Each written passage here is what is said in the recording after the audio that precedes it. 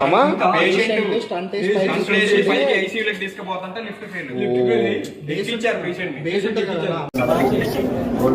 చిన్న అది సంబంధించి డాక్లో ఒక స్టంట్ వేశారు.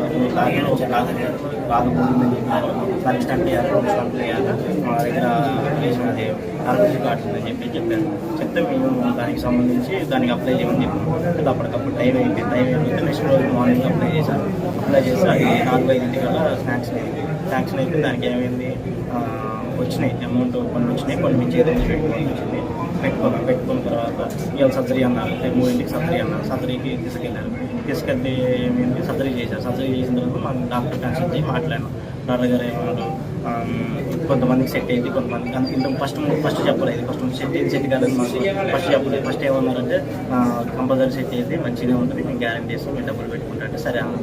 అది కూడా డాక్టర్ ఏమన్నాడు, అది కొంతమంది సెట్ అయ్యేది, సెట్ కాదు, అది 24 hours 42 hours 48 hours చెప్తా దానికి సెట్ అయ్యేది కాదు, అబ్జర్వేషన్లో ఉండాలి, 2 రోజులు ఉన్నారు. సరే దానికి సిద్ధంగా ఉన్నాము, అది దానికి ఓకే అన్నాం. అయితే తర్వాత మళ్ళీ 1 month తర్వాత రావచ్చు, 1 year తర్వాత రావచ్చు. ఇంకోటి మాకు ఫస్ట్ చెప్పింది ఏంటంటే మొత్తం 3 holes అయితే 2 holes 30% ఆపరేషన్ చేసి బయటకు రాకుండా మేము అక్కడ టీవీ లాంటిది ఒకటి పెట్టారు. అక్కడ దాంట్లో మాకు ఐసీయూ స్టిక్ చేస్తుంటే ఒక బాయ్ ఏమో లోపలికి వెళ్ళి లిఫ్ట్ లోపలికి వెళ్ళారు.